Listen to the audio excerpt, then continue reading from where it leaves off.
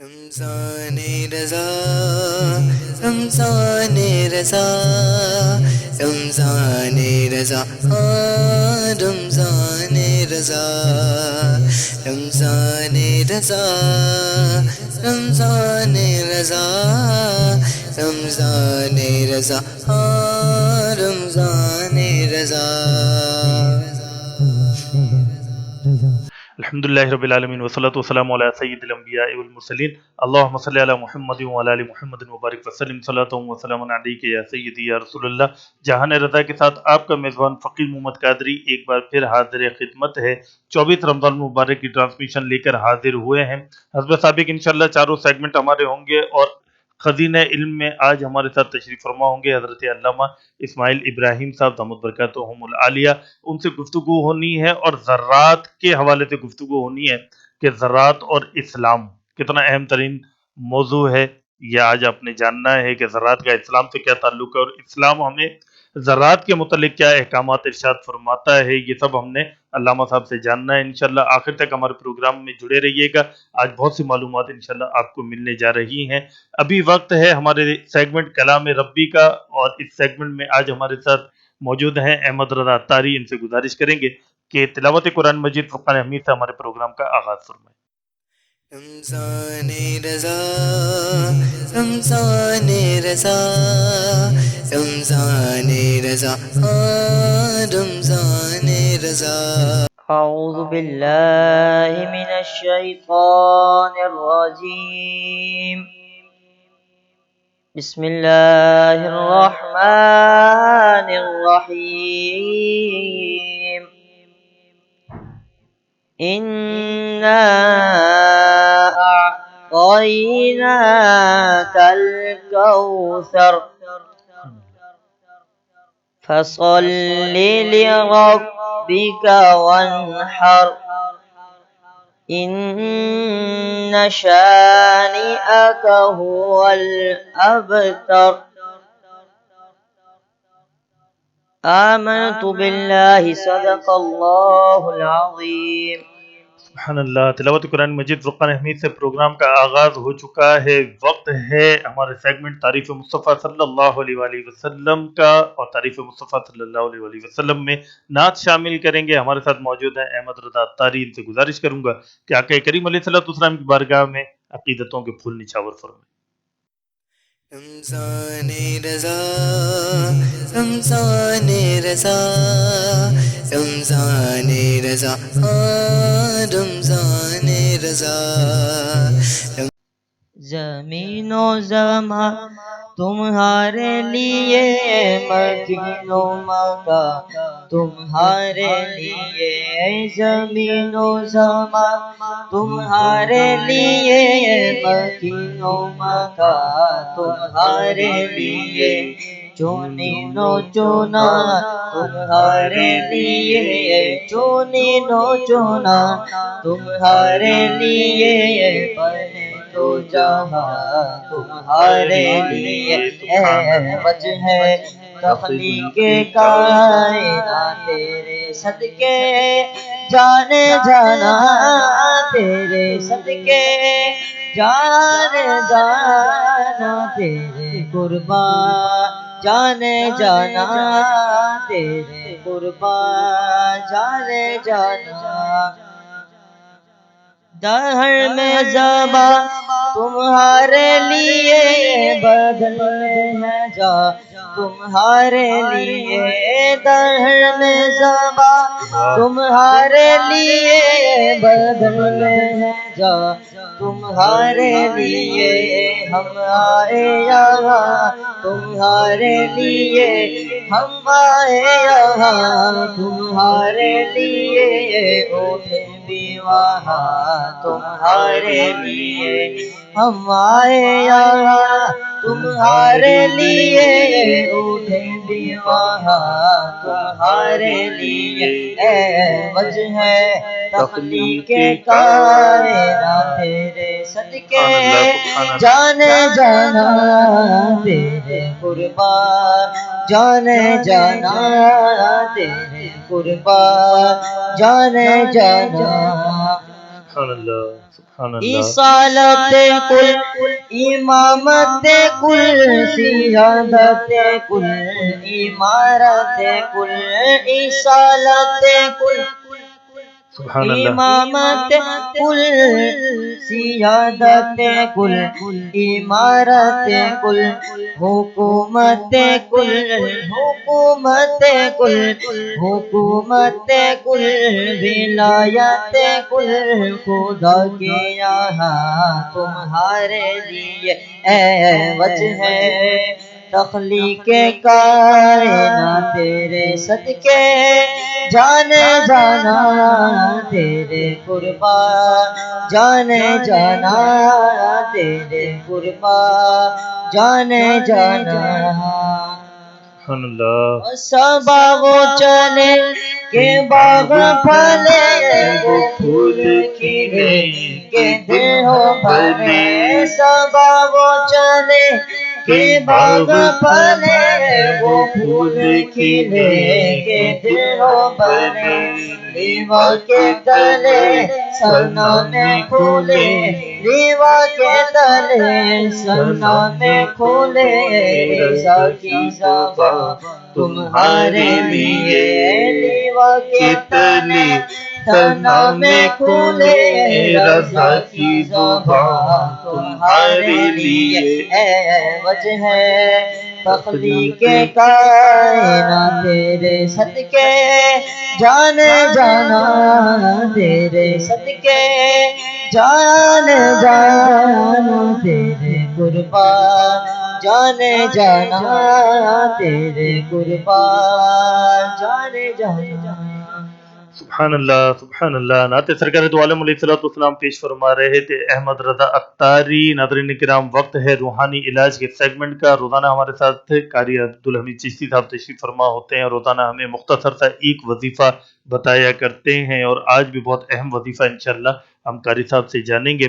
میں نے پہلے بھی عرض کیا تھا کہ ان کی جو بتائے ہوئے وظیفے ہوتے ہیں بڑی تحقیق کے بعد، بڑی ریسرچ، بڑی محنت کے بعد یہ ہمارے لیے وظائف نکال کر لاتے ہیں، اور بڑے کارآمد وظائف ہوتے ہیں، تو ان کو آپ اپنے پاس تحریر کر لیں، اپنے پاس لکھ لیا کریں تاکہ یہ آپ کے پاس محفوظ رہیں۔ ابھی ہم چلیں گے وظائف کی دنیا کی طرف اور قاری صاحب سے جانیں گے کہ آج ہمیں کیا وظیفہ دے رہے ہیں۔ رمضان رضا رمضان رضا رمضان رضا رمضان رضا۔ جی قاری صاحب۔ اعوذ باللہ من الشیطان الرجیم بسم اللہ الرحمن الرحیم۔ اکثر لوگوں کے کان وغیرہ میں درد رہتا ہے، تو وہ کہتے ہیں کہ کوئی ایسا وظیفہ پتہ چل جائے کہ جس کے ذریعے ہمارے کان وغیرہ کا درد ختم ہو جائے۔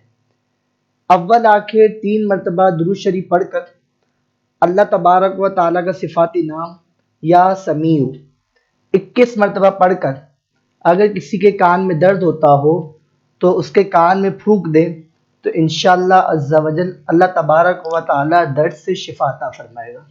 سبحان اللہ۔ ناظرین کرام قاری عبدالحمید چشتی صاحب ہمیں وظیفہ بتا رہے تھے۔ وقت ہے خزینہ علم کا، اور خزینہ علم میں آج ہمارے ساتھ موجود ہیں حضرت علامہ و مولانا اسماعیل ابراہیم صاحب دامت برکاتہم العالیہ۔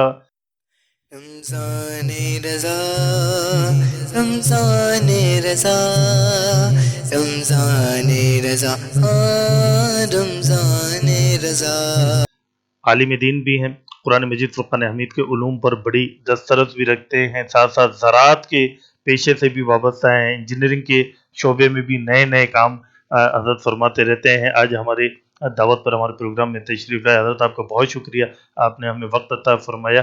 حضرت پہلا سوال، زراعت کے شعبے سے آپ وابستہ ہیں، اس وقت جو ملکی حالات ہیں اور ہماری معیشت کو جو دھچکا لگا ہوا ہے، ڈوبتی ہوئی جو ہماری معیشت ہے پاکستان کی، ہم زراعت کے ذریعے اس کو کیسے سنبھالا دے سکتے ہیں؟ بسم اللہ الرحمن الرحیم۔ سب سے پہلے تو آپ کا شکریہ کہ آپ نے یہ مدعو کیا۔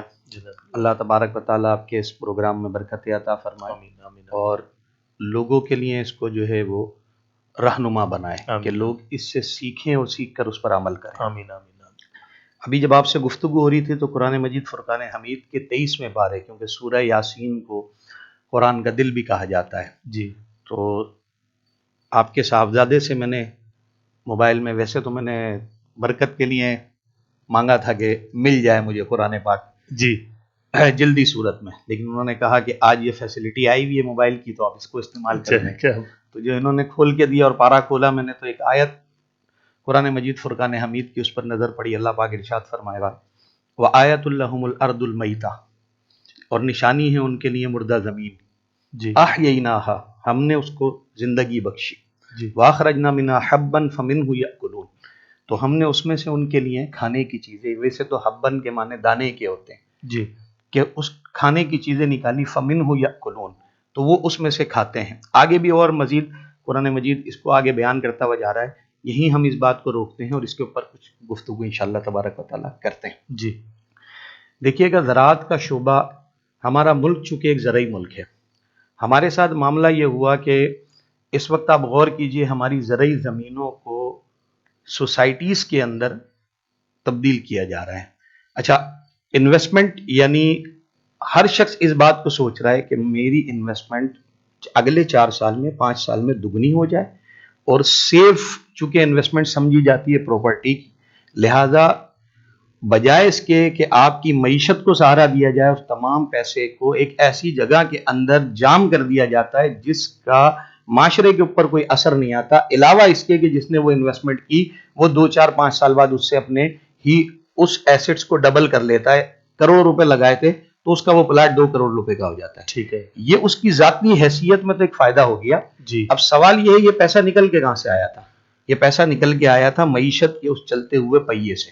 جی ٹھیک میری دکان تھی، میرا کاروبار تھا، میں نے اس میں سے اس رقم کو نکالا کہ میرا کوئی ایسٹس بن جائے، اور اس نیت سے کہ یہ 4 سے 5 سال بعد ڈبل ہو جائے گا، میں نے اسے کسی ایسی سوسائٹی کے اندر، کسی ایسی جگہ کے اندر انویسٹ کر دیا جو کہ اپنے ساتھ مزید کوئی سرکل، کوئی پہیا، کوئی چیز ریلیٹ نہیں رکھی ہوئی، ایک جامد اور ساکت شے کے طور پہ موجود ہے۔ جی ٹھیک ہے یہ آج ہمارا پورا کلچر بنا ہوا ہے۔ جی جبکہ ہم قرآن مجید فرقان حمید کو پڑھتے ہیں تو قرآن جگہ جگہ زراعت کے اوپر، ایگریکلچر کے اوپر بات کر رہا ہوتا ہے۔ جی سینکڑوں آیات کے اندر شاید زراعت کا تذکرہ ہوگا، اور اللہ پاک اس کو اپنی نشانی کے طور پہ بیان کر رہا ہوتا ہے۔ اور یہ آیت جو میں نے آپ کے سامنے عرض کی، وہ آیت لہم الارض المیتہ، ان کے لیے نشانی ہے اس مردہ زمین کے اندر۔ اگر آج ہم اپنی معیشت کو دیکھیں تو وہ بھی ایک لحاظ سے مردہ ہو چکی ہے۔ جی تو شاید قرآن ہمارے لیے یہاں سے ایک مزید رہنمائی کا راستہ فراہم کر دے کہ اس مردہ وجود کے اندر، اس مردہ معیشت کے اندر جان ڈالنا چاہتے ہو نا، تو آؤ اس راہ کی طرف آ جاؤ جس کی طرف تمہارا رب اشارہ کر رہا ہے۔ سبحان اللہ، کیا اچھا، بات اس بات کو ایک تائید کہاں سے ملی؟ میں ایک آرٹیکل پڑھ رہا تھا تو اس کے اندر چین کی ترقی ہم تو یہ سمجھتے ہیں نا کہ مصنوعات کے ذریعے ہوئی، جی ہم تو یہ سمجھتے ہیں نا کہ اس نے اپنے پاس کم قیمت کی چیزوں کو اتنے ہیوج لیول کے اوپر، اتنے ہیوج والیوم میں بنایا کہ پوری دنیا پہ اس کی چیزیں چھا گئی۔ سر، آج بھی چین دنیا کا وہ واحد ملک ہے جو کہ سب سے زیادہ ایگریکلچر کو پروڈیوس کرتا ہے۔ اچھا جی، کیا بات، سب سے زیادہ ایگریکلچر جو دنیا کے اندر پروڈیوس کیا جاتا ہے، اس ملک، وہ پروڈیوس کرنے والا ملک وہ چائنا ہے۔ اور ہر سال، آنے والے سال، وہ اپنی زراعت کے والیوم کو، اپنے زراعت کے معاملات کو بڑھاتے چلے جا رہے ہیں۔ جی میرا زراعت سے وابستہ کیسے پڑا؟ یہ اللہ تبارک و تعالیٰ کا احسان ہے کہ اس نے مجھے اس راہ کی طرف جو ہے رہنمائی دی۔ جی اس وقت پاکستان کے اندر ایک شخصیت ہے، اللہ پاک ان کے علم میں برکت عطا فرمائے، عمر میں برکت عطا فرمائے، آئی تھنک کہ 70 پلس کی ان کی ایج ہے۔ اچھا ڈاکٹر آصف شریف صاحب لاہور کے وہ رہائشی ہیں، اور کیفیت یہ ہے کہ پاکستان میں رہ کے دنیا کے 109 ملکوں کو کنسلٹنسی دے رہے ہیں زراعت کے اندر۔ اللہ اکبر، دنیا کے 109 ممالک اس شخص سے سیکھتے ہیں کہ ہم کو اگانا کیسے ہے۔ اللہ اکبر، اللہ اور میں آپ کو مزے کی بات بتاؤں کہ اسرائیل اس ٹیکنالوجی کے اندر بہت آگے، یعنی ایگریکلچر کے اندر، لیکن چاول کیسے اگانا ہے اس کو اسرائیل نے ان کی ٹیکنالوجی سے اڈاپٹ کیا ہے۔ اللہ اکبر، اور وہ خود کس طریقے سے، میں گزشتہ سال 2022 فروری کے مہینے میں لاہور میرا جانا ہوا تو میں نے ان سے ایک ملاقات کی۔ میں نے بولا حضرت کچھ وقت آپ کا چاہیے، کراچی سے آئے۔ انہوں نے وارم ویلکم کیا، اور اتنی مصروفیت کے باوجود انہوں نے کم از کم ہمیں 2.5 سے 3 گھنٹے عنایت کیا۔ اچھا میں ان 2.5 سے 3 گھنٹوں کو اپنے لیے سمجھنا زندگی کے قیمتی ترین لمحات میں سے سمجھتا ہوں۔ جی ان سے ہم نے پوچھا حضرت آپ اس طرف کس طرح آئے؟ جی اچھا ویسے تو وہ بغیر داڑھی کے ہیں، لیکن حضرت کا لقب میں نے ان کو اس لیے عرض کیا کہ میں ان کو محسن زراعت کہتا ہوں۔ اچھا ٹھیک ہے، سر جو دنیا کے 109 ملکوں کو کنسلٹنسی یہاں بیٹھ کے دے رہا وہ محسن زراعت نہیں ہے تو کیا ہے؟ صحیح، اور جب میں ابھی آپ کو آگے بتاؤں گا کہ وہ محسن زراعت کس اعتبار سے ہیں تو یقیناً آپ کو میری باتوں کے اوپر انشاءاللہ تبارک و تعالیٰ کامل یقین آئے گا۔ اور فزیکلی آپ چل کے دیکھنا چاہیں گے تو اس کراچی شہر کے اندر، یعنی گڈاپ، چونکہ گڈاپ کراچی کی سراؤنڈنگ میں ہی جی آتا جی ہے، جی تو گڈاپ کے اندر میں فزیکلی یہ کام کر رہا ہوں گزشتہ کوئی 10 ماہ سے تقریباً۔ جی جی تو ان کی کیفیت یہ، میں نے ان سے ایک سوال کیا، میں نے کہا حضرت آپ اس طرف کیسے آئے؟ تو انہوں نے کہا کہ میں نے ایک سوال کے اوپر غور کیا، وہ سوال یہ تھا کہ کیا اللہ تبارک و تعالیٰ کی یہ مخلوق جس کو ہم انسان کہتے ہیں یہ دنیا میں نہیں تھی تو کیا زراعت تھی، نباتات تھے، پودے تھے؟ تو مجھے جواب ملا ہاں۔ پھر میں نے ایک سوال اور پوچھا، اس کا مطلب ہے کہ اس کے اگانے کے اندر انسان کا دخل نہیں ہے۔ پھر میں نے اپنے آپ سے ایک سوال کیا کہ کیا اگر درخت ختم ہو جائے، نباتات ختم ہو جائے تو انسان کی بقا ہے؟ تو مجھے جواب ملا کہ نہیں۔ اس کا مطلب یہ ہوا کہ انسان کی بقا، انسان کی زندگی کا انحصار وہ زراعت، کھیتی، نباتات پر ہے، لیکن اس کے اگانے میں اس کا اپنا کوئی عمل ایسا نہیں ہے۔ صحیح، اور یہی یہ جو میں نے ابھی آیت آپ کے سامنے تلاوت کی، اللہ پاک اسی میں آگے ارشاد فرماتا ہے وما عملتہ ایدیہم، اور یہ جو کام یعنی اگانے کا، کھیتی کا، وما عملتہ ایدیہم، یہ کام ان کے ہاتھوں نے نہیں کیا، اللہ، اس میں ان کی کوئی کاروائی نہیں ہے، اس میں ان کی کوئی کوشش اور کوئی سمجھ لیجئے کہ محنت نہیں ہے، یہ کیا ہم نے ہے۔ افلا یشکرون، تو شکر کیوں نہیں کرتے ہیں؟ اللہ اکبر، اللہ تبارک و تعالیٰ کی بارگاہ میں جھکتے کیوں نہیں ہیں؟ اللہ، اس کے بارگاہ کے اندر واپس کیوں نہیں آ جاتے؟ جی۔ یہ اللہ پاک نے مثال دی۔ تو جب انہوں نے یہ بات کی کہا، اس کے بعد مجھے خواہش یہ ہوئی کہ جب انسان نے اپنے ذاتی عمل سے نباتات کو نہیں اگایا تو مالک نے کیسے اگایا ہے؟ اللہ اکبر، پھر کہا میں اس شے کے ریسرچ میں گیا تو مجھے یہ راستہ ملا کہ بھائی اس دنیا میں سب سے جو گھنی انوائرمنٹ آپ کہہ سکتے ہیں یا گھنے جنگلات کہہ سکتے ہیں وہ ایمیزون کے۔ تو وہ خود بتانے لگے کہ میں نے کئی سال ایمیزون کے جنگلات میں گزارے اور دیکھتا رہا کہ قدرت اگاتی کیسے۔ تو پھر ایک نتیجے پہ پہنچا کہ قدرت کا نظام یہ ہے کہ کھیتی اوپر ہوگی، پانی نیچے ہوگا، کھیتی جی جی، اوپر ہوگی، پانی نیچے ہوگا، یہ قدرت کا نظام ہے۔ پھر اس کے بعد انہوں نے کہا کہ میں نے اپنے پاکستان اور ہندوستان کے تمام لوگوں کو دیکھا تو یہ الٹا کرتے ہیں۔ یہ الٹا کیا کرتے ہیں؟ ان کی کھیتی نیچے ہوتی ہے اور اس کے اوپر پانی ہوتا ہے۔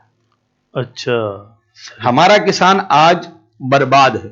60 70 80 سال پہلے ہماری زمینیں ایسی نہیں تھی جیسی آج اس حالت کو پہنچ چکی ہیں۔ بہترین فصل ملا کرتی تھی، ڈی اے پی اور یوریا، کیمیکل، ان کھادوں کے سبب سے ہمارے کسان نے رخ یہ کیا کہ بھائی یہ وہ رستہ ہے آرٹیفیشل جس کے ذریعے آپ جلدی سے کھیتی لے لیتے ہیں۔ صحیح، اس نے ہماری زمینوں کو برباد کر کے رکھ دیا، خراب کر دیا، تباہ کر دیا۔ قدرت کا نظام کیا تھا؟ کھیتی اوپر ہوگی، پانی نیچے ہوگا۔ تو پھر ڈاکٹر آصف شریف نے پکنک کے نام سے پائیدار قدرتی نظام کاشتکاری PQNK، یہ مخفف ہے، اس سے انہوں نے جس سسٹم کا آغاز کیا اس سسٹم کے اندر نہ یوریا ہے، نہ کوئی کھاد ہے، نہ کیمیکل ہے، نہ DAP ہے، نہ پیسٹیسائیڈ ہے۔ بیج زمین کو دے رہے ہیں، پانی جیسے مالک نے رکھا تھا ویسے چھوڑ دیا، اور اس بات پہ توکل کیا وما عملتہ ایدیہم، واہ واہ، یہ ہمارا کام نہیں ہے مالک، جو کام ہم نے کر سکتے تھے اپنی ذات کے لیے وہ کر دیا، اب اگانا تیرا کام ہے۔ صحیح، تو کوئی DAP نہیں ڈالتے، کوئی یوریا نہیں ڈالتے، کوئی کھاد نہیں ڈالتے، کوئی اسپرے نہیں لگاتے، اور یقین کیجئے گا کہ یہ باقاعدہ پوری ایک سازش ہے۔ جب آپ یہ والی سبزیوں کو کھائیں گے، یہ والے پھلوں کو کھائیں گے تو اس کے نتیجے میں آپ ان بیماریوں کا شکار ہوں گے جو اس سے پہلے نہیں تھی۔ تو جب بیماریوں کا شکار ہوں گے تو آپ کو ادویات بھی چاہیے۔ جب آپ کو ادویات چاہیے تو جو ادویات والے ہیں ان کا کاروبار آپ اس وقت پاکستان میں جائزہ لے لیں، سب سے اچھا profit, I think 10 time profit, 50 time profit وہ صرف اور صرف ادویات والوں کا ہے۔ اللہ اکبر، سبب کیا ہے کہ قوم کو اس طرف لگا دیا گیا، میں اس شخص کو محسن زراعت مانتا ہوں جی اور میں اس کے کہے ہوئے کے اوپر من و عن کوشش کر کے عمل کرنے کی کوشش کرتا ہوں. جی الحمدللہ اس کے نتائج آپ کے اور ہمارے ایک دوست ہیں مشترکہ جی ڈاکٹر سید نواز الہدا صاحب، جی. ان کو تو میں نے اکثر وہ پکچرز بھیجی ہیں، فزیکلی تو میں شے ان تک نہیں پہنچا سکا اب تک، لیکن پکچر میں نے ضرور بھیجی ہیں. الحمدللہ رب العالمین جو اب تک ہم نے چیزیں اگائی ہیں ان کا رزلٹ بہت شاندار، اور اللہ رب العالمین کا اتنا احسان کہ ابھی تک کوئی 1 روپے کی کھاد میں نے نہیں خریدی ہے. اچھا ماشاءاللہ ماشاءاللہ.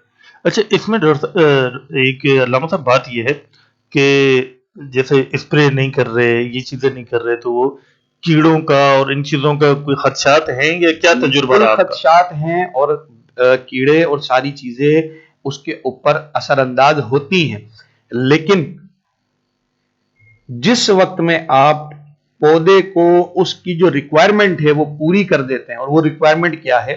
وہ ریکوائرمنٹ صرف اتنی ہے کہ آپ نے اس کو پانی نیچے دینا ہے اور زمین کو ڈھانپ کے رکھنا ہے. یہ 2 چیزیں ایسی ہیں، یہ خود ہی کیمیکل کا، خود ہی بچاؤ کا، خود ہی اسپرے کا کام کر رہی ہے. اچھا اور اس کا عملی نمونہ میں نے اپنی آنکھوں سے دیکھا ہے. اچھا ایسا نہیں کہ یہ بات کسی نے کہی تھی، میں خود اس کو عملی طور پہ کر بھی رہا ہوں اور اس کو اپنی آنکھوں سے دیکھ بھی رہا ہوں. صحیح. اچھا علامہ صاحب اگر یہ زراعت کا یہ انداز اپنا لیا جائے اور پاکستان کے جتنے ہمارے جو کاشتکار بھائی ہیں وہ اس طریقے پر عمل درآمد کرنا شروع کر دیتے ہیں، تو آپ کیا سمجھتے ہیں کہ پاکستانی معیشت پر اس کے کیا اثرات مرتب ہو سکتے ہیں؟ سر میں یہ عرض کروں گا کہ شاید آپ اگلے 3 سال کے اندر پاکستان کا اندرونی اور بیرونی تمام قرضہ اتار سکتے ہیں اور پاکستان ایک مستحکم معیشت کے طور پہ سامنے کھڑا ہو سکتا ہے. اچھا میں اب آپ کو اس کی ایک بڑی آسان مثال دوں کہ ہمارے استاد محترم ڈاکٹر آصف شریف صاحب کا یہ کہنا ہے کہ اگر آپ 800 روپے من سے زیادہ کی کاسٹنگ گندم کی کر رہے ہیں، یعنی آپ کی 1 من گندم کی کاشت ہونے پر 800 روپے پاکستانی سے زیادہ کاسٹ آ رہی ہے، تو آپ کہیں نہ کہیں غلطی کر رہے ہیں. آپ اندازہ تو کیجئے 800 روپے من کا مطلب کیا ہوا سر؟ جی 20 روپے کلو. صحیح. اس وقت مارکیٹ کے اندر آٹا 120 روپے کلو ہے. اللہ اکبر.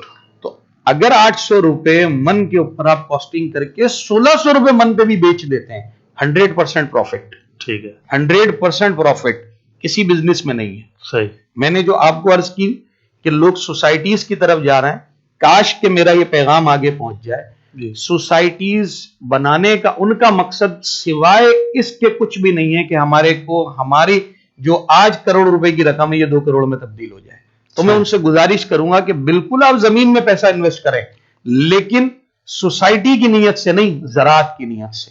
اس کے 2 فائدے ہوں گے. میں ایک اور بہت بڑے صاحب تھے، ان سے ملاقات کی، ان کو ساری چیز میں نے عرض کی اور میں نے ان کی خدمت میں یہ کہا کہ دیکھیے اگر بالفرض اس سلسلے کو آگے بڑھا دیا جائے تو اس کا نتیجہ یہ ہوگا کہ آپ جو آج گوشت کی قیمت ادا کر رہے ہیں، جو آج آپ دودھ کی قیمت ادا کر رہے ہیں، جو آپ مرغی کے انڈے کی قیمت ادا کر رہے ہیں، یہ سب ضروریات زندگی ہے. صحیح. اور امیر ہو یا غریب، ہم میں سے ہر شخص نے دودھ پینا ہے، گوشت کھانا ہے، انڈے کو استعمال کرنا ہے. یہ ہماری ضروریات زندگی ہے، سمجھ لیں. جی. ان سے چھٹکارا نہیں ہے. جی.